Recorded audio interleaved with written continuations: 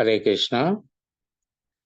ఈరోజు గురువు గారు శ్రీమద్ భాగవతము 3వ స్కందము అధ్యాయం 26 30 31 శ్లోకాలను చర్చించబోతున్నారు. ఈరోజు శ్లోకాల సారాంశము బుద్ధి, జ్ఞానేంద్రియాలు మరియు కర్మేంద్రియాల సృష్టి లక్షణాలు. ఈరోజు గురువు గారి ప్రవచనం నచ్చినట్లయితే ప్రతి ఒక్కరూ లైక్ చేయండి, షేర్ చేయండి మరియు సబ్స్క్రైబ్ చేయండి. హరే కృష్ణ. Thank you Prabhuji.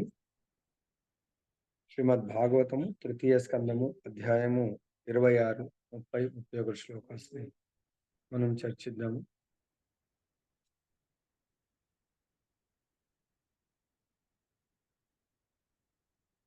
సంశయః అత విపర్యాసో నిశ్చయః స్మృతిరేవ చ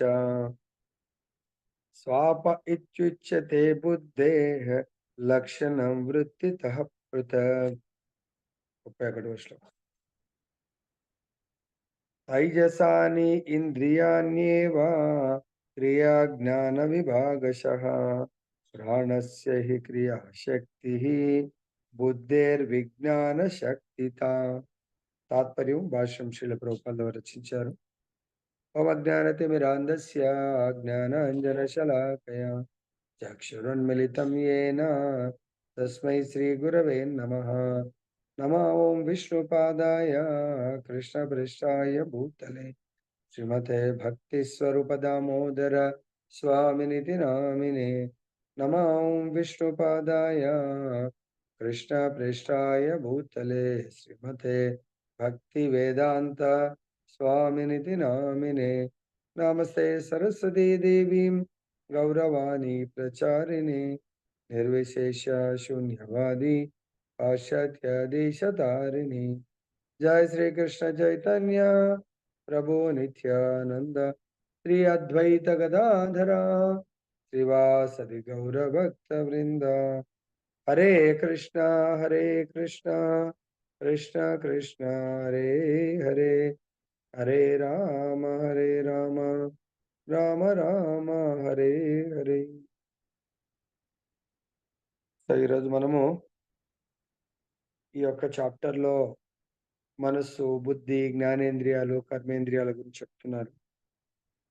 మనకు మనస్సు వచ్చి సత్వగుణం యొక్క అహంకారం నుంచి ఉద్భవిస్తుందని తెలుసుకున్నాము.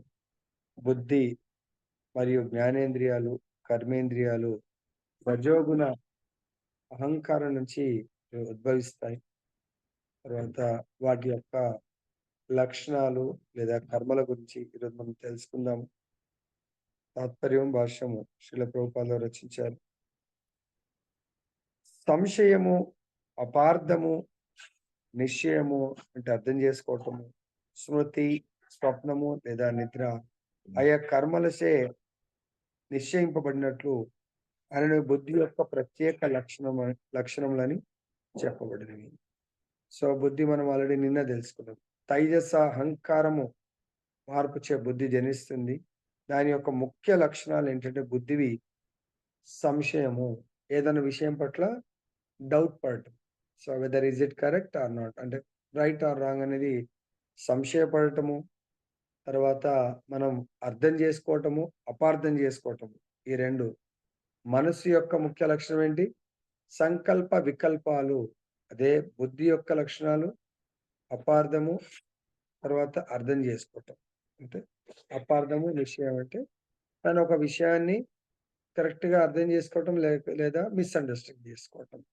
తర్వాత స్మృతి మరియు నిద్ర ఆ స్వప్నము, ఇవి బుద్ధి యొక్క ప్రత్యేకమైనటువంటి లక్షణాలు.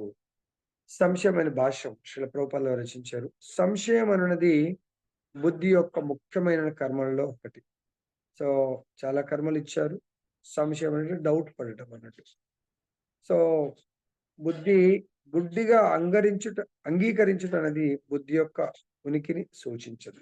బుద్ధి మన ఇంటెలిజెన్స్, తెలివిగలవాడు అంత సులభంగా జస్ట్ గుడ్డిగా స్వీకరించగలడు. ఇది కరెక్టో కాదో అనేది డౌట్ పడి దాన్ని కరెక్ట్ గా తెలుసుకోవడానికి ప్రయత్నం చేస్తాడు. కనుక సంశయమను పదం ఇచ్చట ప్రధానమైంది. జ్ఞాన అభ్యాసమునకై తొలుత మనుజుడు సంశయ స్వభావమును కూడి ఉండవలెను. కానీ సరి అయిన మూలము నుండి జ్ఞానము లభించిన పిదపయు సంశయమును కలిగి ఉండుట అనుకూలము కాదు. ప్రామాణికుల వాక్యమును సంశయించుట అన్నది వినాశనమునకు కారణమని శ్రీకృష్ణ భగవానుడు భగవద్గీత యందు బోధిస్తున్నాడు. బుద్ధి యొక్క ముఖ్య లక్షణం ఏంటంటే డౌట్ పడటం, సంశయపడటం. అది నిజమైన తెలివి గల వాళ్ళు గుడ్డిగా దేన్ని కూడా నమ్మరు. దాన్ని 100% దాని గురించి తెలుసుకొని అప్పుడు ఆ మార్గంలో ముందుకు వెళ్తారు. సో అది మంచిదే అది. అంటే సపోజ్ మనకేదైనా విషయము భగవద్గీతనే ఉంది, భాగవతం ఉంది. లేకుంటే ఏదైనా విషయము మనం ఎవరి ద్వారానా వింటున్నాం అనుకోండి. అది కరెక్టా? కాదా? మరి కరెక్ట్ లేదా తప్పు అని ఎలా తెలుస్తుంది? చెప్పేవాళ్ళు ప్రామాణికులు అన్నప్పుడు, ఆథరైజ్డ్ అన్నప్పుడు ఇంక దానిపైన డౌట్ పడొద్దు. అప్పుడు కూడా డౌట్ పడితే మనం మూర్ఖులు. దీనికి భగవద్గీతలో భగవంతుడు 4వ అధ్యాయము 40వ శ్లోకంలో రెఫరెన్స్ ఇస్తున్నాడు. రాసుకోండి మీ దగ్గర భగవద్గీత ఉంటే బీజీ 4.40 అని అక్కడ పెట్టుకోండి. దాంట్లో ఏం చెప్తున్నాడంటే అగ్నశ్చ శ్రద్ధదానశ్చ సంశయాత్మా వినశ్యతి నాయం లోకోస్తి న పరో న సుఖం సంశయాత్మనః. భగవంతుడు గీతలో చెప్తున్నారు, శాస్త్రాలను శంకించే అజ్ఞానులు, శ్రద్ధావిహీనులు భగవద్భావనను పొందలేక పతనం చెందుతారు. సంశయాత్మునికి ఈ లోకంలో గాని పరలోకంలో గాని సుఖము కలగదు. సో ఎప్పుడైతే మనం ఇప్పుడు భగవంతుడే బోధించాడు. సో ఆ శ్లోకాలన్నీ భగవంతుడు చెప్పిన జ్ఞానాన్ని కూడా మనము డౌట్ పడితే లాభం లేదు. సపోజ్ భగవంతుడు చెప్తున్నాడు మనకు భగవద్గీతలో మీ యొక్క పాపాలను నేను తొలగిస్తాను. ఎన్నో ప్రతిదీ కూడా ఇట్లా ఆదేశంలాగా ఉంది. నిన్న మనకు భగవద్గీతలో చెప్పారు 3.13లో యజ్ఞశిష్టాశీన సంతో ముచ్యంతే సర్వకిల్ విషయ్ పుంజతే త్వగం పాప ఏ పచంతి ఆత్మ కారణ. భగవంతుడు చెప్తున్నాడు, యజ్ఞంలో అర్పించిన దాన్ని మీరు భుజిస్తే మీరు ముక్తులవుతారు. యజ్ఞంలో అర్పించకుండా మీ ఇంద్రియ తృప్తి కొరకు మీరు భుజిస్తే పాపాలను భుజించిన వాళ్ళు అవుతారు. ఇది భగవంతుడు ఫార్ములా చెప్తున్నాడు. ఎలాగైతే ఆచార్యులు చెప్తారు, సపోజ్ మనము ఈ వర్షాకాలం వైర్లు కేబుల్స్ తెగిపోయి కింద పడి ఉందనుకోండి, ఆ కరెంటు ఫ్లో అవుతున్నది, డెడ్ కేబుల్ కాదు కరెంట్. మనకు తెలియదు అక్కడ నీళ్లు ఉన్నాయి, ఆ స్తంభం దగ్గర వైర్ తెగిపోయి ఉంది, కానీ దాంట్లో కరెంటు ఫ్లో అవుతుంది. ఆ నీళ్ళల్లో కరెంట్ చాలాసార్లు గేదెలు అవి చనిపోతారు, తెలియక పాపం వెళ్ళిపోతాయి. నీళ్ళల్లో కరెంట్ పాస్ అవుతుంది, కానీ నీళ్ళలో మనం కరెంట్ని చూడగలుగుతామా? చూడలేము. ఎప్పుడైతే ఆ నీళ్ళలో మనం అడుగు పెట్టామో ఆ కరెంట్ మన శరీరంలోకి పాస్ అవుతుంది, ఇమ్మీడియట్ గా మనం చనిపోతాం. సపోజ్ ఎవరన్నా నీళ్లు చూడలేదు, కరెంట్ తీగని చూడలేదు, మన వ్యక్తి పడిపోయిన మన వ్యక్తిని పట్టుకుంటే ఆ కరెంట్ పాస్. తీగ ఎక్కడ ఉంది? ఇక్కడ లేదు. తీగ పోల్ దగ్గర ఉంది, కానీ నీళ్ళలో కరెంట్ ఉంది. నీళ్ళలో అడుగుపెట్టిన వాడు కరెంట్ ద్వారా షాక్ కు గురవుతాడు.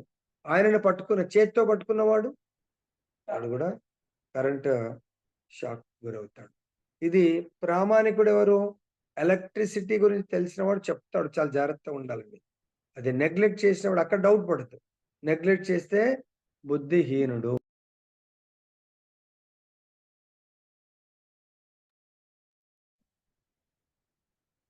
సో కాబట్టి ప్రామాణికులు ఎప్పుడైతే చెప్తారో దాన్ని మనం నమ్మాలి. సపోజ్ ఎగ్జాంపుల్ మనకు మన శరీరంలో ఇక్కడ కడుపు ఏదైనా పెయిన్ అవుతుందని మనం ఎన్నో మందులు వాడాం వితౌట్ ఎనీ టెస్టింగ్.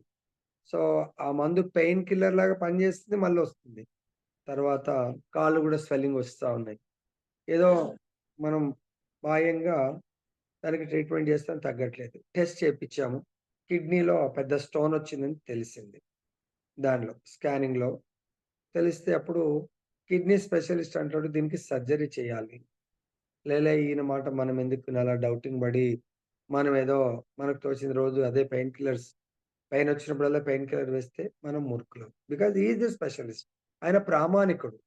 ఆయన చెప్పిన మాట విని సర్జరీ చేసుకుంటే పర్మనెంట్ అది క్యూర్ అయిపోతుంది. అదేవిధంగా శాస్త్రాలను మనము నమ్మాలి. శాస్త్ర తల్లి, తర్వాత గురువు తండ్రి. లైక్ మనము ఇంకా ప్రభుపాద వారు చాలా సార్లు చెప్తారు. మనకు తండ్రి ఎవరు అనేది మనం తెలుసుకోవాలి అంటే ఎలా తెలుసుకోగలుగుతాము?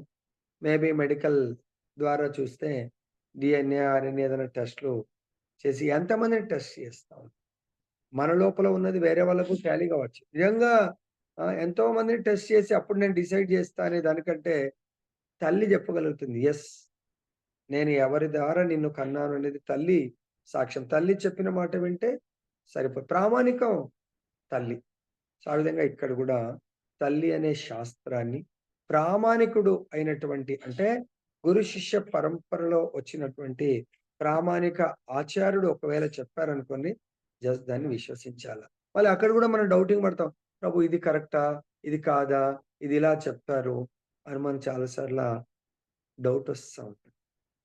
అరే భగవంతుడి లీలలు అనంతం. సో, మన దగ్గర ఒక శాస్త్రంలో ఇలా చెప్తారు. లేకుంటే ఒకతను ఇలా చెప్పాడు. శ్లోకాన్నే మనం అందు గురించే దయచేసి మీరు గుర్తుపెట్టుకోండి. ఎవరిది చదవాలా? ఎవరిది చదవకూడదు అనేది. దయచేసి మనం ప్రామాణికం. మనం ఏదన్నా వింటున్నాము అంటే ఎవరి దగ్గర వినాలా? ఎవరి దగ్గర వినకూడదు. ఎవరి శాస్త్రం చదవాలా? ఎవరి శాస్త్రం చదవకూడదు. ప్రామాణికం ఏంటి? భగవంతుడు ప్రామాణికత గురించి మనకు భగవద్గీతలోనే బోధించారు. 4వ అధ్యాయం 2వ శ్లోకంలో చెప్తున్నారు. ఇక మీదట మీరెప్పుడన్నా ఏదైనా శాస్త్రాన్ని డౌటింగ్ పడాలంటే ప్రభుపాదుల వారిని నమ్మిన వాళ్ళు అంటే ప్రభుపాద ఇస్ ద ప్రామాణిక ఆచార్య. పరంపరలో వచ్చిన ఆచార్య. ప్రభుపాద ముఖార విందాల నుంచి వచ్చిందంటే అది 100% బోనఫైడ్, ఆథరైజ్డ్ అది. ప్రామాణికం. సో, అది సరిపోతది. ప్రభుపాద ఎన్నో శాస్త్రాలను లైక్ వేదవ్యాసుల వారు. Who is Vedavyasa? ఈ స్వయం ఇన్కార్నేషన్ ఆఫ్ కృష్ణ. దాన్ని ప్రభుపాద్ ఇస్ మన ఆచార్యులు చెప్తారు. ఆయన కూడా నాట్ ఆర్డినరీ, ఎక్స్ట్రాడినరీ కాదు. శక్తావేశ అవతారాలు. Otherwise nobody can explain like this. అర్థమైందా? కాబట్టి ప్రభుపాద్ చెప్పిందేనా శాస్త్రము? మరి వేదవ్యాసుల వారు చెప్పిందే శాస్త్రం అని ఎందుకు? వేదవ్యాసుల వారు కూడా ఎక్కడి నుంచైనా కాపీ పేస్ట్ చేశారా? ఆయన ఎక్కడి నుంచి తీసుకొచ్చారు అది? భగవంతుడు చెప్తున్నాడు, వేదాలను ఎరిగిన వాడిని నేను. వేదాల రచయితను నేను. అలా రచయిత ఎవరు? వేదవ్యాసుల వారు. వేదవ్యాసుల వారు కూడా ఏం చెప్తారు? నాకు ఈ నాలెడ్జ్ నా యొక్క గురువైనటువంటి నారదుడు. అలానే మన గురు శిష్య పరంపర గురించి 4వ అధ్యాయం 2వ శ్లోకంలో చెప్తున్నారు. ఏవం పరంపరా ప్రాప్తం ఇమం రాజర్షియో విదుః సకాలే నేహ మహత యోగ నష్ట పరంతప. సో, భగవంతుడు చెప్తున్నాడు. ఈ విధంగా పరంపర నుంచి వచ్చినటువంటి జ్ఞానాన్ని ఇంకా డౌట్ పడకుండా మనం దాన్ని స్వీకరించాలని చెప్తున్నాడు. అర్థమైంది? మనం చదివినటువంటి బుక్స్ ఎవరు రచించాడు? ఆథర్ గురించి చూడండి. శ్లోక తేడా ఉండదు. సో, మనకు ఈ ఆథర్ ఎవరు చెప్పారు అనేది ఇంపార్టెంట్. ఆథర్ ఆయన గురువు ఎవరు లేరు. ఒకవేళ ఆయన గురువులు ఎవరు లేరు. ఈ యొక్క సృష్టిలో 4 పరంపరను భగవంతుడు సృష్టించాడు. ఒకటి బ్రహ్మ పరంపర, 2 శ్రీ పరంపర. శ్రీ అంటే లక్ష్మి పరంపర. 3 నలుగురు కుమారులు వాళ్ళ పరంపర. 4 రుద్ర పరంపర. If they are connected, they are following this పరంపర. వాళ్ళు ఈ యొక్క పరంపర ద్వారా జ్ఞానాన్ని పొందారంటే ఇట్ ఈస్ ఆథరైజ్డ్. సో, కాబట్టి మనం ఆథరైజ్డ్, బోనఫైడ్, ప్రామాణికమైనటువంటి జ్ఞానం ఎప్పుడైతే బోధిస్తున్నామో దాంట్లో సంశయపడవలసిన అవసరం లేదు. సో, సపోజ్ నేను చెప్పేది ఎవరన్నా ప్రభుజీ మీరు చెప్పేది ఎక్కడి నుంచి? ప్రభుపాద్ గురువు గారు ఆచార్యుల నుంచి అంతవరకు నాకు తెలుసు. If you want you can refer Prabhupad books. Prabhupad is my authority. So, I'm saying what ever Prabhupad said, just repeating Prabhupad words. అంతకంటే ఎక్కువ నా కెపాసిటీ లేదు. ప్రభుపాద్ ఏం చెప్పారో ప్రజెంట్ చేస్తున్నాను. ఓకే, నెక్స్ట్ చెప్తున్నాను. ప్రమాణ విపర్య వికల్ప నిద్ర స్మృతియ అను పతాంజలి యోగ విధానమున వర్ణితమైంది. బుద్ధి ద్వారానే ఎవరైనాను విషయమును యథాతథంగా తెలుసుకోగలరు. బుద్ధిని ఉపయోగించే మనుషుడు తాను దేహమో కాదో అవగతము చేసుకొనగలడు. తన అస్తిత్వము ఆధ్యాత్మికమో లేదా భౌతికమో అనేది విషయపు అధ్యయనము సంశయంతోనే ఆరంభమగును. ఆ విధంగా మనుజుడు తన నిజస్థితిని విశ్లేషణ పరిచినప్పుడు దేహముతోటి మిథ్యా తాదాత్మ్యము నుండి బయటపడగలడు. అది విపర్యాస అనబడును. ఆ రీతిని మిథ్యా తాదాత్మ్యము గుర్తించినప్పుడు నిజమగు ఉనికి అవగతమగును. అది ఇచ్చట నిశ్చయము నిరూపితమైన ప్రయోగిక జ్ఞానం అని వర్ణింపబడింది. మిథ్యా జ్ఞానం అననేమో తెలిసినప్పుడే ఈ ప్రయోగాత్మక జ్ఞానము సాధింపబడదు. దాని ద్వారా మనుజుడు తాను దేహమును కానని ఆత్మను తెలుసుకొనగలడు. సో ఇక్కడ మనకు ప్రయోగాత్మక అంటే ప్రూవ్డ్, ప్రాక్టికల్లీ ప్రూవ్డ్ అన్నట్టు.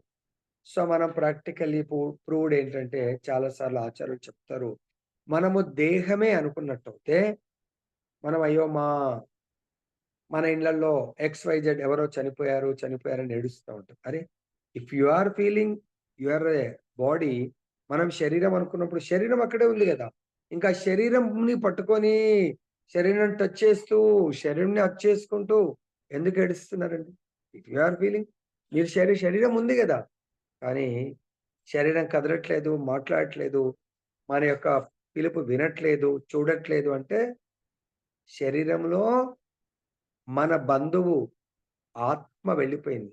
ఆత్మ లేదు కాబట్టి శరీరము పలకలేదు, కదలలేదు, వినలేదు, ఏమీ చేయలేదు. కాబట్టి ఇక్కడ మనము దేహమా, ఆత్మనా? ఎప్పటి వరకు డౌట్ ఉంటది? మనం బానే ఉన్నప్పుడు, మాట్లాడుతున్నప్పుడు శరీరం నుంచి మాటలు వస్తున్నాయి కాబట్టి నేను శరీరం అనుకుంటా ఉంటాం. కానీ ఎప్పుడైతే శరీరము త్రిగుణాలతో కూడుకుంది, ఆత్మ త్రిగుణాతీతం, శరీరం నుంచి ఆత్మ వెళ్ళిపోయిందో అప్పుడు తెలుస్తుంది. కానీ తెలిసి శరీరం నుంచి మనము అనే ఆత్మ వెళ్ళిపోయిన తర్వాత ఇంకా మనం ఏం చేయగలుగుతాం? నెక్స్ట్ దేహాన్ని తీసుకోవడం తప్ప ఇంక చేసేదేమి ఉండదు. మనం ఈ దేహంలో ఉన్నప్పుడే లేదు నేను వేరు, దేహం వేరు. కాబట్టి నేను నెక్స్ట్ దేహం ఎటువంటి దేహం తీసుకోవాలా?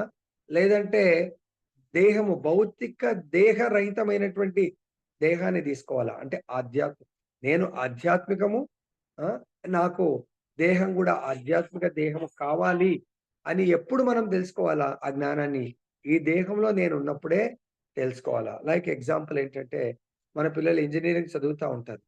ఇంజినీరింగ్ ఫైనల్ ఇయర్ అయిపోయే లోపలనే వాళ్ళు ఏం తెలుసుకోవాలా? నా ఇంజినీరింగ్ అయిపోయే లోపల నా లైఫ్ సెటిల్ కావాలి. లేదు, ఇమ్మీడియేట్‌గా 2 జాబ్ సంపాదించాలా. Maybe private or government. లేదా హైర్ స్టడీస్ ఏదో అదే కాలేజీలో ప్రైవేట్ కాలేజీలో ఎంటెక్ కాదు. వాడికి ఏదో కర్మ బావుందా బాలేకనో ఇంటర్ తర్వాత మామూలు కాలేజీలో వచ్చుంటది. కానీ 4 ఏళ్ళు సరిపోతది వాడికి. చాలా కష్టపడితే ఐదర్ మంచి జాబ్ అన్నా సెటిల్ అవ్వచ్చు. లేదా ఎంటెక్, పీహెచ్‌డీ చదవాలన్నా గూడా అద్భుతంగా 4 ఏళ్ల కష్టం, తపస్య తప్పకుండా గుడ్ రిజల్ట్ ఇవ్వగలుగుతుంది. అంటే ఆ కాలేజీలో ఉన్నప్పుడు క్యాంపస్ సెలక్షన్‌లో చాలా సులభంగా ఉంటుంది. బయటెళ్ళి నేర్చుకునేది కొంచెం కష్టం, చాలా కష్టంగా ఉంటుంది. అదే విధంగా మనం ఈ దేహంలో ఉన్నప్పుడు ప్రయాణం చాలా సులభం. కొన్నిసార్లు ఎగ్జాంపుల్ మనకు తెలియకుండా మన డెస్టినేషన్ నెక్స్ట్ స్టాప్ ఉంటుంది. కానీ ముందు స్టాప్‌లో దిగాము. ట్రైన్ గాని, బస్ గాని క్యాచ్ చేయలేము. ఆ రూట్‌లో రోజుకొకటే బస్సుందనుకోండి. అనుకోకుండా అక్కడ దిగిపోయాము. ఇక మళ్ళీ మనకు రావాలంటే నెక్స్ట్ డేనే బస్సుంది. లేకపోతే ట్రైన్ గూడా చాలా లేట్ ఉందనుకోండి. We missed our golden opportunity in a proper టైమ్‌లో. వస్తుంది, కానీ దాని గురించి వెయిట్ చేయాలి. మనం గూడా ఈ దేహంలో మనం ఉన్నప్పుడు దీన్ని సద్వినియోగపరుచుకుంటే we are the fortunate soul, అదృష్టవంతులం. ఈ దేహంలో మనం ఉన్నప్పుడు దాన్ని నిజంగా ఉపయోగించకపోతే మనం మిస్‌ఫార్చ్యూన్ అంటే దురదృష్టవంతులము. దయచేసి అర్థం చేసుకోండి. నెక్స్ట్ స్మృతి అనగా జ్ఞప్తి అనియు, స్వప్నం అనగా నిద్ర అనియు భావం. బుద్ధి చక్కగా పనిచేయుటకు నిద్ర కూడా అవసరమే. నిద్ర లేనిచో బుద్ధి సరిగ్గా పనిచేయదు. ఆహారమును నిద్రను ఇతర దేహ అవసరములను తగినంతగా నియంత్రించువారు యోగ విధానమున మిగుల కృతకృత్యులు కాగలరని భగవద్గీత యందు ప్రత్యేకంగా పేర్కొనబడింది. పతాంజలి యోగ విధానము మరియు శ్రీమద్ భాగవతమునందలి కపిలదేవుని సాంఖ్యతత్వము రెండింటి యందును వర్ణితమైన బుద్ధి యొక్క విశ్లేషణాత్మక అధ్యయనమునందలి కొన్ని అంశములు ఇవి. సో మనకి ఇక్కడ స్మృతి అంటే మన బుద్ధి జ్ఞాపక శక్తి, తర్వాత ఇవన్నీ కూడా స్వప్నం అంటే నిద్ర. మన ఆరోగ్యం బాగుండాలంటే నిద్ర కూడా అవసరము, ఆహారం అవసరము. కాబట్టి చాలా సార్లు ఆచార్యులు చెప్తారు, డాక్టర్స్ కూడా చెప్తారు, అర్లీ స్లీప్ అర్లీ గెటప్. మనం ఎంత తొందరగా పడుకుంటే అంత తొందరగా లేవగలుగుతాము. ఎంత లేట్గా పడుకొని తొందరగా లేవడానికి ప్రయత్నం చేస్తే లేస్తుంది బాడీ బలవంతంగా, కానీ యాక్టివ్గా ఉండదు. బుద్ధి కొంచెం డ్రౌజీగా ఎంతో మన బుద్ధి కరెక్ట్ వేలో ప్రయాణం చేయదు. లైక్ ఎవరైతే డ్రైవింగ్ చేస్తా ఉన్నారో ఆ డ్రైవర్ పొద్దున్నే లేచి వెళ్ళాల 3 గంటలకు అనుకుందాం. లేదంటే నైట్ అంతా డ్రైవ్ చేయాలంటే డేలో హాయిగా పడుకోవాలి. పడుకుంటే రాత్రి డ్రైవ్ చేయగలుగుతాడు. లేదా అర్లీగా పొద్దున 3 గంటలకు డ్రైవ్ చేయాలంటే అర్లీగా పడుకొని ఒక 4, 5 అవర్స్ హాయిగా పడుకుంటే పొద్దున డ్రైవ్ చేయగలుగుతాడు. రాత్రి 12 గంటలకు ఆయన మెలుకునేట్టు చేసి మళ్ళీ 3 గంటలకు లేచి డ్రైవింగ్ చేయమంటే ఇలా అంటాడు. ఇలా అనే లోపల మన చార్ధామ్ లాంటిదైతే కేవలం ఇలా అనే లోపల మొన్న నిమాయి చెప్తున్నాడు. అసలు ఆ డ్రైవర్ ఎలా తీసిండో ఊహించలేము నాన్న. క్షణకాలంలో తీసేసాడు. ముందు కూర్చున్నాడు వాడు కాబట్టి కంటి రెప్పపాటులో ఒక దగ్గర ల్యాండ్ స్లైడింగ్ జరిగింది. మనమైతే వెనక కీర్తన చేసుకుంటూ లేదంటే కొంతమంది పడుకుంటూ ఉన్నాము.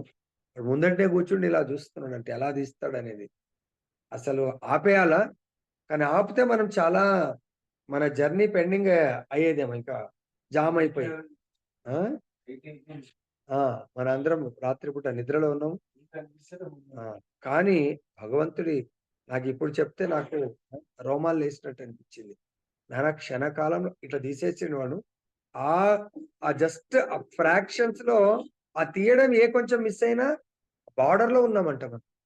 సో కింద హాయిగా ఆ గంగలో మనం మంచిగా ఒక కారు మొన్న వాట్సాప్ వచ్చినట్టు పాలన కారు పైన కూర్చున్నారు, కానీ మనం ఎక్కడ ఉంటాం అనేది ఎవరికి అర్థమయ్యేది కాదు.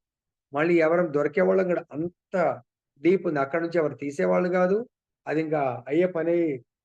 అంత డెప్త్ లో భగవంతుడు స్పెషల్ కృప ఎక్స్పర్ట్స్ అలా తీసిండని చెప్పి చెప్తున్నాడు. కాబట్టి ఇది కూడా మనకు ఈ నిద్రావస్థ అనేది ప్రాపర్ గా ఉంటే అందుకొచ్చి అర్లీగా పడుకొని పొద్దున బ్రహ్మముహూర్తాన్ని ఎవరైతే ఉపయోగించుకుంటారో they are the real fortunate souls. బ్రహ్మముహూర్తాన్ని ప్రతి ఒక్కరు కూడా చాలా మంది ఇప్పటికి కూడా పెడుతున్నారు. మంగళారతి చేయట్లేదు. మంగళారతి చేయట్లేదంటే ఎందుకు చేయట్లేదు అని ఎప్పుడు నన్ను అడగట్లేదు, మిమ్మల్ని మీరు ప్రశ్నించుకోవట్లేదు. ఎందుకు మంగళారతి ఒక్కరోజన్నా సండే హాలిడే, రేపు అద్భుతమైన రోజు, స్పెషల్ డే రేపు. ఈరోజు ఎంతమంది ఉన్నారు? 99 ఉన్నారు. ఇంకొక పర్సన్ ఎవరైనా యాడ్ చేస్తే 100 మెంబర్స్ అవుతుండే, 99 లో ఉన్నాం. చాలా సార్లు క్రికెట్ లో 99 మీద అవుట్ అయిపోతే చాలా బాధపడతారు. ఎందుకంటే కౌంట్ రాదు సెంచరీస్ లో. 100 చేస్తేనే సెంచరీలో కౌంట్. సో కాబట్టి దయచేసి గుర్తుపెట్టుకోండి, రేపు ఎగ్జంప్షన్ ఎవరు తీసుకోకండి. రేపు ఏంటి స్పెషల్ డే? శ్రీమతి రాధారాణి భగవంతుడి యొక్క అలాదిని శక్తి అవతరించిన రోజు. ఆమె అవతరిస్తుందే మనందరినీ ఉద్ధరించడానికి. అటువంటి రాధారాణిని పొద్దున ఖచ్చితంగా అందరూ లేట్ చేయకండి.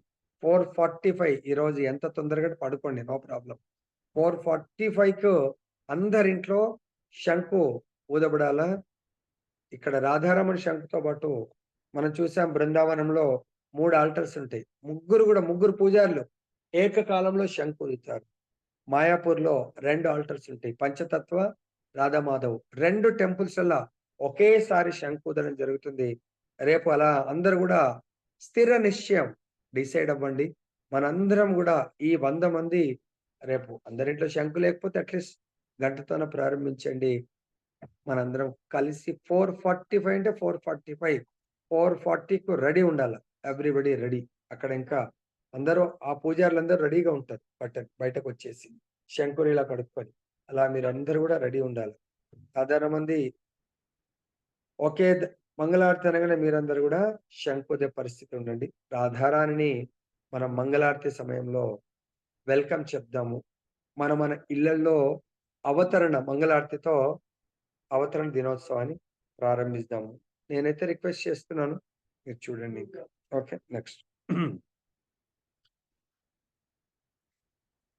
ఆహారం, నిద్ర, ఇతర దేహ అవసరం తగినంతగా నియంత్రించువారు యోగ విధానమున మిగుల కృతకృత్యులు కాగలరని భగవద్గీత ఎందు. So, okay. ఇది అయిపోయింది కాబట్టి తైజస అహంకారం నుండి జ్ఞానేంద్రియములు, కర్మేంద్రియములు అనేది 2 రకముల ఇంద్రియములు ఉత్పన్నమగును. కర్మేంద్రియములు ప్రాణంపై ఆధారపడగా, జ్ఞానేంద్రియములు బుద్ధిపై ఆధారపడ్డాయి. సో, ఇక్కడ మనకు మన యొక్క ఇంద్రియాలు ఈ దేహము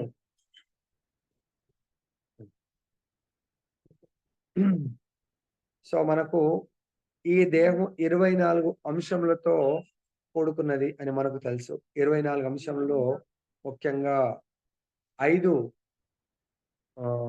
పంచ మహాభూతములు, మిగతావి మనసు, బుద్ధి, అహంకారము, తర్వాత భౌతిక చైతన్యము, 5 కర్మేంద్రియాలు, 5 జ్ఞానేంద్రియాలు. వీటి గురించే మనం భగవద్గీతలో తెలుసుకున్నాము. కానీ కర్మేంద్రియాలు, జ్ఞానేంద్రియాల యొక్క జననము, సృష్టి ఈరోజు మనకు చెప్తున్నారు. ఈ తైజస అహంకారం అంటే రాజసిక. ఈ అహంకారం గూడా సత్వగుణంలో ఉత్పన్నమవుతుంది.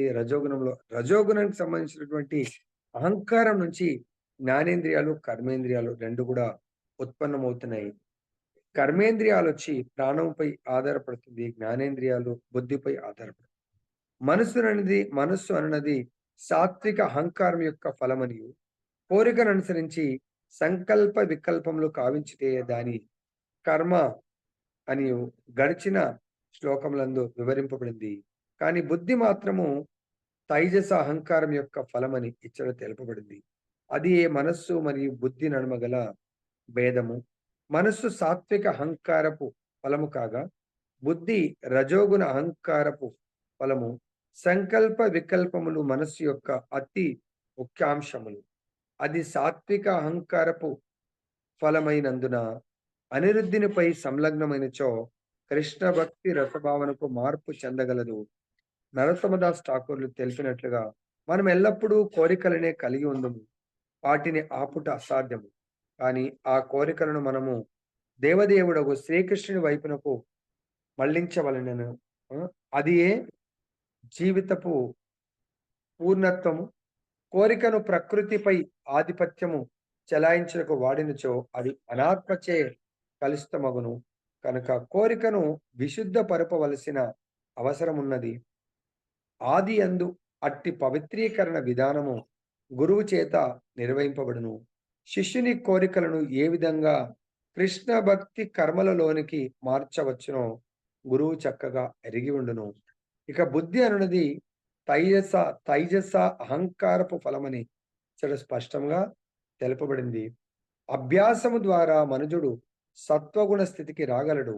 ఇక కృష్ణ భగవానుని శరణు జొచ్చుట ద్వారా లేదా ఆ దేవదేవునిపై మనస్సును సంలగ్నపరచుట ద్వారా అతడు మహాత్ముడు కాగలడు. కానీ అట్టి మహాత్ముడు పరమ దుర్లభుడని భగవద్గీత యందు స్పష్టంగా తెలుపబడింది. కాబట్టి ఇక్కడ మనం తెలుసుకోవాల్సింది ఏంటంటే, నిన్న మనకు భగవద్గీతలో వచ్చింది ఆర్డర్. నిన్న దేంట్లో వచ్చింది భగవద్గీత? 3వ అధ్యాయంలో మనకు ఈ దేహము, జడ పదార్థం యొక్క ఆర్డర్ చెప్పడం జరిగింది. జడ పదార్థము అన్నిటికంటే లోయెస్ట్ స్థితిలో ఉంటుంది. జడ పదార్థం మీద ఇంద్రియాలు, అసలుగా ఇంద్రియార్థాలు, ఇంద్రియాల పైన మనస్సు, మనస్సు పైన బుద్ధి, బుద్ధి పైన ఆత్మ, ఆత్మకు పైన పరమాత్మ. ఈ విధంగా అంచెలంచెలుగా మనకు డిఫరెంట్ లెవెల్స్ లో ఉంటారు. మరి మన మనస్సును భగవంతుడి యొక్క పాద పద్మాల పైన కేంద్రీకరించాలంటే అది మన వల్ల సాధ్యం కాదు. అది ఎవరి వల్ల సాధ్యమవుతుంది? మనకు నిన్న ముక్తానంద ప్రభుజీ ఓ డౌట్ రైజ్ చేసినట్టుగా ఇక్కడ చెప్తున్నారు. మనస్సుని మనంతట మనగా భగవంతుడు ఎవరిక్కడ మనకు అనిరుద్ధుడి యొక్క పాద పద్మాల పైన కేంద్రీకరించాలంటే మనకు ఎవరి యొక్క సహాయం అవసరం ఉంటుంది? భగవంతుడి యొక్క శుద్ధ భక్తుడు, ఆయన యొక్క ప్రతినిధి అయినటువంటి గురువు గారి యొక్క సహాయ సహకారాలు మనకు అవసరం ఉంటుంది. సపోజ్ మనం ఒక కార్ నేర్చుకోవాలనుకుంటున్నాం. మనంతట మనగా నేర్చుకోలేము. కార్ మనకు ఇప్పటివరకు కార్ గురించి ఐడియానే లేదు. షోరూమ్‌లోకి వెళ్ళి డబ్బులైతే పే చేసాం. సార్ తీసుకొని వెళ్తారా? తీసుకొని వెళ్తా అంటే మనం కూర్చొని నడపలేము. కాబట్టి కార్‌ని నేర్చుకోవడానికి మనం డ్రైవింగ్ స్కూల్‌కి వెళ్ళి ఆ ఎక్స్‌పర్ట్‌ని పక్కన కూర్చోబెట్టుకొని థియరీ అండ్ ప్రాక్టికల్ వింటూ ఆయన మనని స్టీరింగ్ ఇచ్చి మనతో ఒక నెల రోజులు మనతో పాటు ఉండి మనకు ఎక్కడెక్కడ ఎలా జాగ్రత్తలు తీసుకోవాలి అనేది నేర్పించినప్పుడు మనం ప్రయాణం చేయగలుగుతాము. అలానే మనకిక్కడ చెప్తున్నారు మన యొక్క మనస్సు యొక్క ముఖ్యమైన లక్షణాలు సంకల్ప, వికల్ప. సంకల్పం అంటే మన కోరికలను భగవంతుడి యొక్క పాద పద్మాల సేవను చేయడానికి కొరకు వినియోగించాలి. అప్పుడు ఆటోమేటిక్‌గా వికల్పం అంటే భగవంతుడి యొక్క భౌతిక శక్తి అయినటువంటి ప్రకృతిని నేను కంట్రోల్ చేయాలా? ప్రకృతికి నేను యజమాని కావాలి అనే కోరిక మన నుంచి దూరం అవుతుంది. అప్పుడు మన మనస్సు కరెక్ట్ డైరెక్షన్‌లో ఉండగలుగుతుంది. దానికి ఇక్కడ చెప్తున్నారు మనకు గురువుగారి గురించి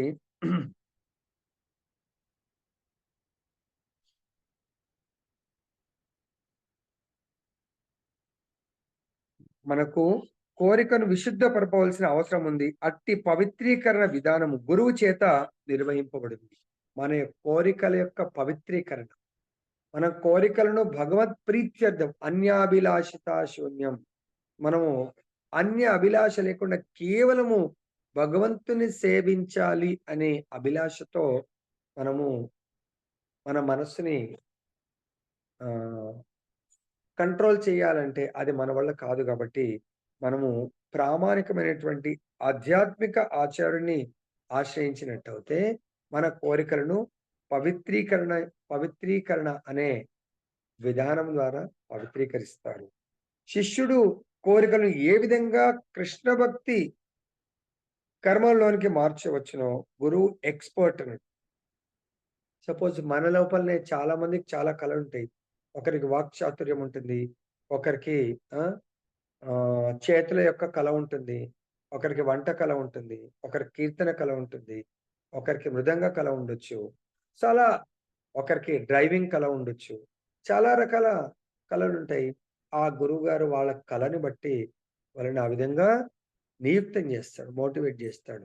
అప్పుడు మన యొక్క మనస్సు, మన ఇంద్రియాలన్నీ కూడా భగవత్ సేవలో నియుక్తమై మనము సత్వగుణ స్థితికి మనం ప్రమోట్ అయ్యే అవకాశం ఉంటుంది.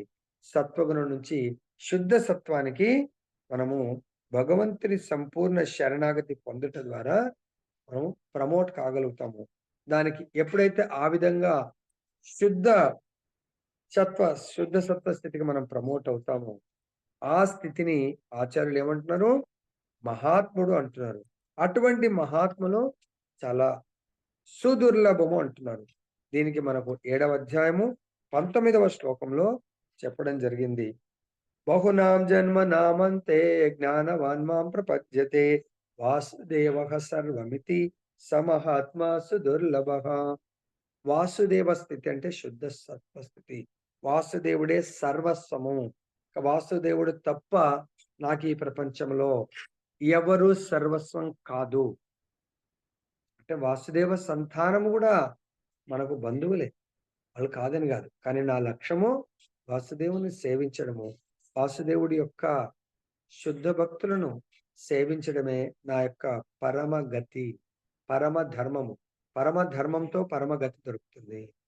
మన పరమధర్మమే డిఫరెంట్ అయినప్పుడు పరమగతి కూడా అదే ఉంటుంది. లైక్ ఎట్లయితే యాంతి దేవ వ్రత దేవాన్ పితృన్ యాంతి పితృవ్రత కృతాని యాంతి భూతేజ యాంతి మధ్యాజిమా. నా ధర్మము దేవతలను సేవించడం అనుకుందాం. నా యొక్క గతి కూడా దేవతల లోకం. నా యొక్క ధర్మము పితృదేవతలను సేవించడం అనుకుందాం. నా యొక్క పరమగతి పితృదేవతల లోకాలకు వెళ్తాను. భూతపే ప్రేతాలను సేవించడమే నా పరమగతి అనుకుంటే భూతపై ప్రేతాల లోకాలకు నేను వెళ్ళే అవకాశం ఉంటుంది. కాబట్టి ఇక్కడ మనం చాలా జాగ్రత్తగా గతి, నా యొక్క పరమగతి ఏంటనేది చూసుకోవాలి. మనం పరమగతి భగవంతుడు వాసుదేవ స్థితి. జ్ఞానేంద్రియ కర్మేంద్రియము రెండును తైజస అహంకారపు ఫలమనియే ఈ శ్లోకమునందు విశదపడింది. కర్మేంద్రియాలకు మరియు జ్ఞానేంద్రియములకు శక్తి అవసరము కనుక ప్రాణశక్తియు తైజస అహంకారం నుండి ఉత్పత్తి అగును. కనుకనే రజోగుణ స్వభావం కలవారు భౌతిక సంపత్తులను త్వరితంగా వృద్ధి చేసుకొనగలుగుటను మనము వాస్తవంగా గాంచవచ్చు. భౌతిక సంపత్తులను ఆర్జించుట యందు ఎవరిని ప్రోత్సాహపరుపగోరినచో అతనిని మైథున సుఖమందును ప్రోత్సాహపరపవలనని వేద వాంగ్మయం ఉపదేశింపబడింది. మైథున భోగరతులు భౌతికంగా కూడా పురోగతి చెంది ఉండుటను మనం సహజంగా గాంచవచ్చు. రజోగుణ భరిత జీవనము లేదా మైథున భోగమే భౌతిక నాగరికత పురోగతికి ప్రేరణ ఎగుటే అందులో కారణము. కానీ ఆధ్యాత్మిక ఉన్నతిని కోరువారులకు రజోగుణము దాదాపుగా లేకుండును. కేవలము సత్వగుణము ప్రబలంగా ఉండును. భక్తి యోగమున చరించు వారలు బీదవారుగా గోచరించవచ్చును. కానీ నిజమైన దృష్టి కలిగిన వారు ఎవ్వరూ నిజంగా గొప్పవారో సులభంగా తెలుసుకోగలరు. బాహ్యమునకు బీదవాడుగా గోచరించినను కృష్ణ భక్తి పరాయణుడు నిజమునకు బీదవాడు కాడు. కృష్ణ భక్తి భావనేడ ఏమాత్రము రుచి లేనివాడు భౌతిక సంపత్తులతో పరమ సుఖిగా ఉన్నట్లు గోచరించినను నిజమునకు బీదవాడే. భౌతికత్వంతో మైకము కమ్మినట్టి వారలు భౌతిక సౌఖ్యమునకి అనేక రకములకు వస్తువులను కనిపెట్టుటలో సిద్ధాస్తులు కావచ్చునేమో గాని ఆత్మను మరియు ఆధ్యాత్మిక జీవితమును గూర్చి మాత్రము తెలుసుకొని జాలరు. కనుక ఎవరేని ఆధ్యాత్మిక జీవితమునందు పురోగతిని కోరినచో విశుద్ధ కోరిక స్థితికి భక్తి యోగం ఈడ విశుద్ధము కోరిక రావాల్సి ఉండును.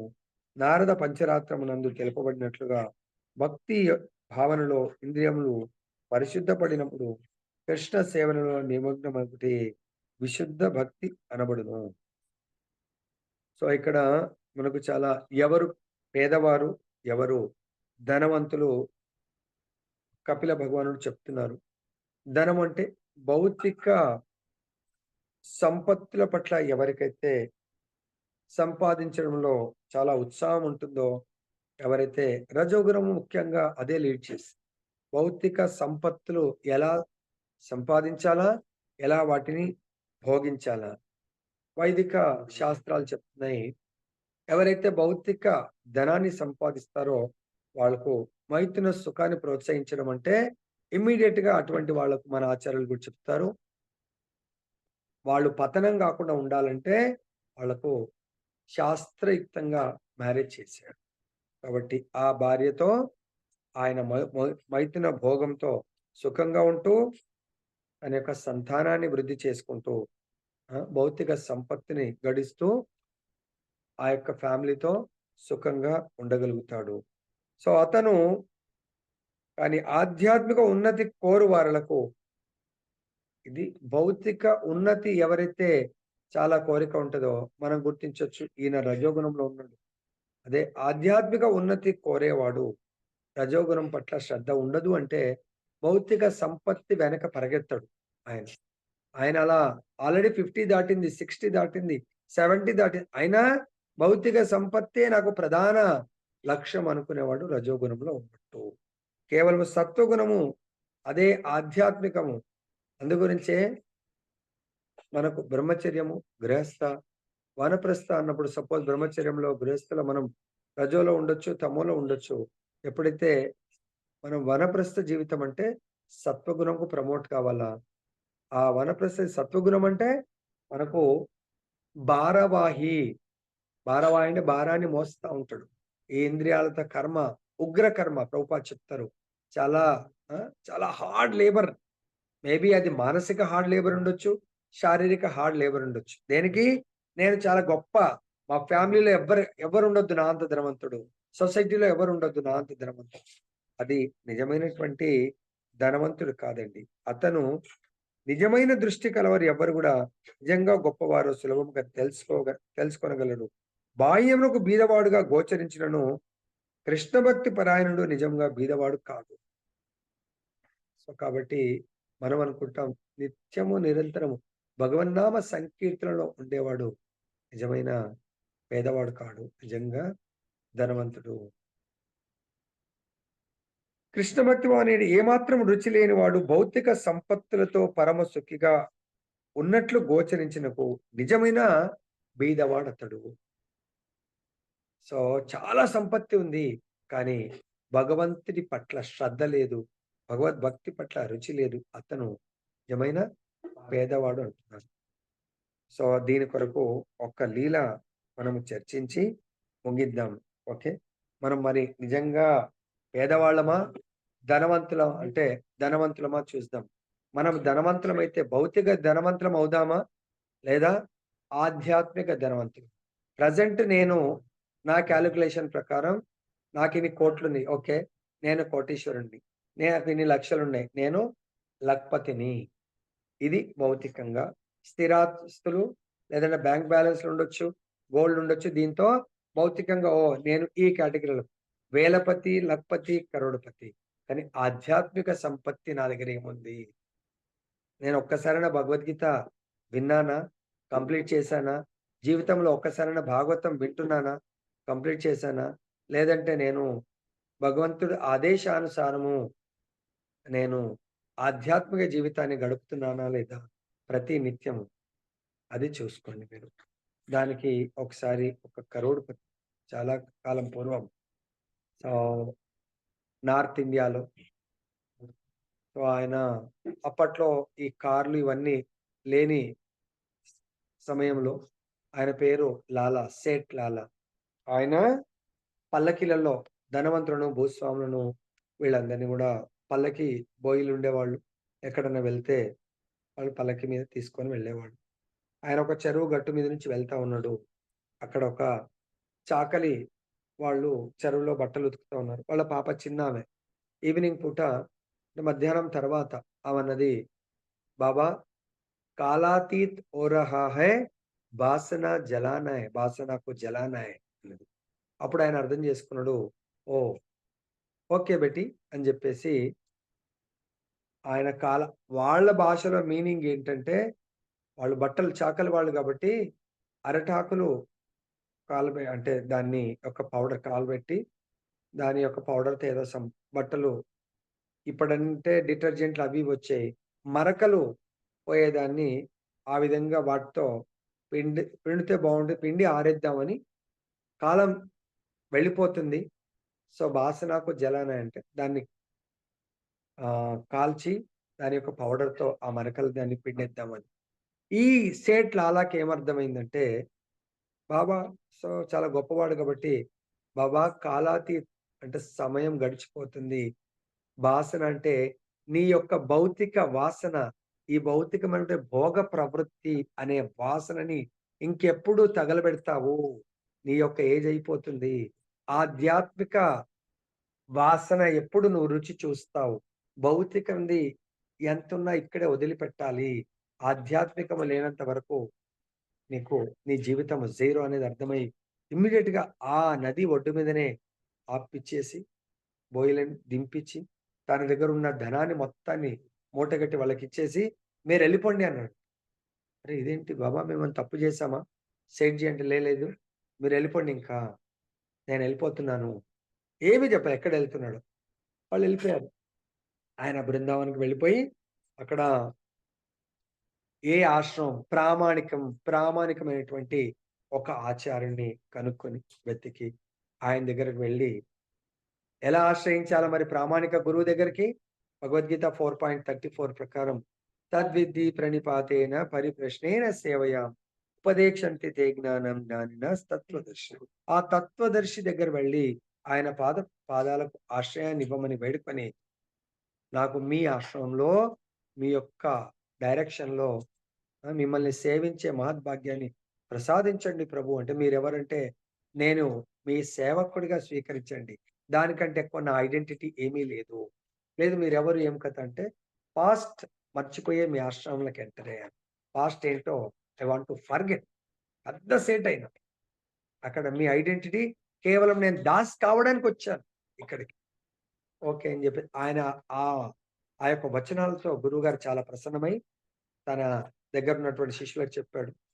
ఈ యొక్క దాసుడికి ఒక ఆశ్రయాన్ని కల్పించండి. సేవనివ్వండి అన్నారు. సో, ఆయన ఇంకా సిన్సియర్‌గా సేవ చేస్తా ఉన్నాడు. ఫస్ట్‌గా కొత్తగా వచ్చినోళ్ళకు ఆశ్రమంలో సేవ చేస్తూ భిక్షాటనకు వెళ్ళాలా? రోజు భిక్షాటన తీసుకొనొచ్చి ఆశ్రమంలో ఇవ్వాలా? వాళ్ళు పెట్టే ప్రసాదం తీసుకోవాలా? ఆశ్రమంలో గూడా మిగతా ఎన్నో సేవలుంటాయి. సేవ చేస్తా ఉన్నారు. ఈ సేవ, ఆ సేవ అనేది ఏ సేవ ఇస్తే చేయటమే. అలా నెల, 2 నెలలు, 3 నెలలు జరిగిపోయింది. సో, ఆశ్రమం చాలా స్ట్రిక్ట్‌గా చేస్తా ఉన్నాడు. ఆయన ఒకటి అబ్జర్వ్ చేసిందేంటంటే, తనకంటే తర్వాతొచ్చిన వాళ్ళకి గూడా వితిన్ 6 మంత్స్‌లో దీక్ష అయిపోయింది. వాళ్ళకు గురువుగారు నామకరణం చేశారు. తనని ఇంకా ఫస్ట్ రోజు గురువుగారు పలకరించారంటే, సంవత్సరం అయిపోయింది మళ్ళీ ఏ రోజు గూడా పలకరించలేదంట. ఎలా ఉన్నావు? ఏంటి? అని గూడా పలకరించలేదంట. అయినా గూడా గురువు పట్ల ఈర్ష్య, అసూయ, ద్వేషము కలగలేదు. అతనికి ఆలోచిస్తున్నాడు. గురువుగారు నాకంటే లేటొచ్చిన వాళ్ళు పలకరిస్తున్నారు. వాళ్ళకు దీక్ష గూడా ఇచ్చారు. కానీ నాకెందుకు ఇవ్వట్లేదు అనుకుంటున్నాడు తప్ప, గురువు పట్ల అసూయ కలగలేదంట. అప్పుడు ఆయన ఒకరోజు హ్మ్. అలా అనుకోని ఆయనకనిపించిందంట, నా లోపల ఇంకా నా అహంకారము, రాజసిక అహంకారము, నా బుద్ధి రాజస అహంకారం నుంచి పుట్టింది. ఆ బుద్ధి ఏ విధంగా ఉంది? అందరి దగ్గర భిక్షాటనకి వెళ్ళిండంట. తన యొక్క బిజినెస్ రైవల్, తన బిజినెస్‌లో ప్రత్యర్థి ఒకత సేటున్నాడంట. ఆ సేటు దగ్గర మాత్రం వెళ్ళలేదంట. ఆయనకు చూడండి నీ బుద్ధి, నేను నీ స్మృతి, నీ యొక్క జ్ఞానం. భగవంతుడు ఎప్పుడైతే గురువు గారి పట్ల అలా ఆలోచించిండు. ఎందుకు గురువుగారు నన్ను ఆ! ఆహ్, చేరదీయట్లేదు.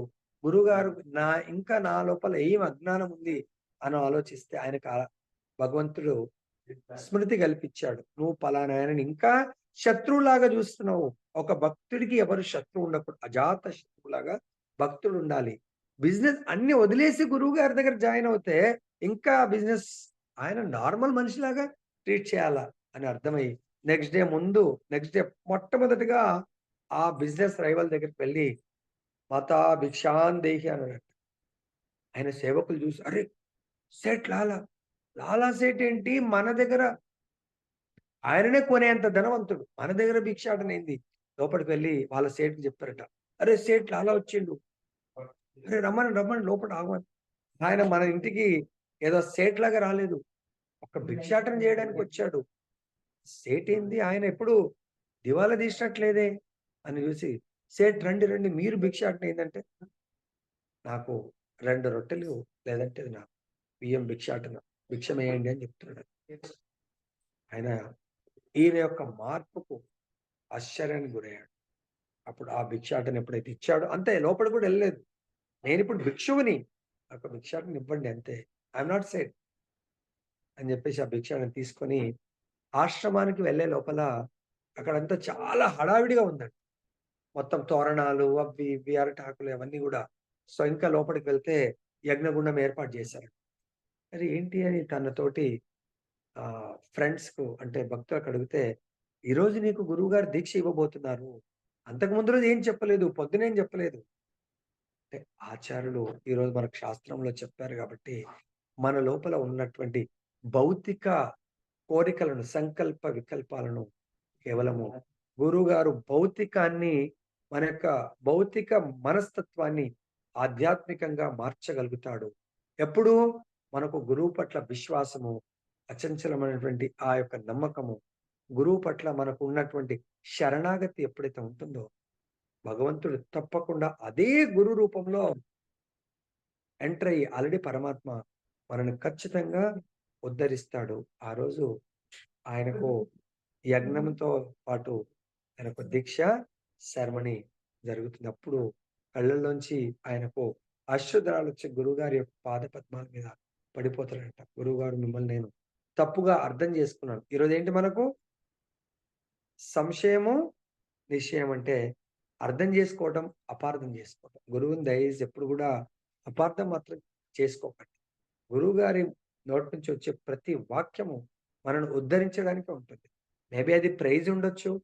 కొన్నిసార్లు మనల్ని మందలించడము కొంచెం గట్టిగా మనకు అది తిట్టులాగా తిడుతున్నాడు అనిపియొచ్చు. దాంట్లో కూడా ఉద్ధరించడమే ఉంటుంది. అది భగవంతుడి యొక్క వాక్యంగా భావించి గురువు పట్ల ఎప్పుడు కూడా నమ్రత, వినయ, విధేయతలతో ఉండండి. సో, మనం గలుగుతాం. ఇంతటితో ముగిస్తున్నాను. జై బోలో గ్రంథరాజ్ శ్రీమద్ భాగవతం की जय। श्री श्री राधा रमन लाल की जय। जगन्नाथ बलदेव सुभद्रा माई की जय। गौर निताई भगवान की जय। जगत गुरु श्रील प्रभुपाद की जय। श्रील गुरुदेव की जय। సమస్త వైష్ణవ భక్త బృంద की जय। ఎవరికైనా ఏమైనా సందేహాలు ఉంటే అడగొచ్చు.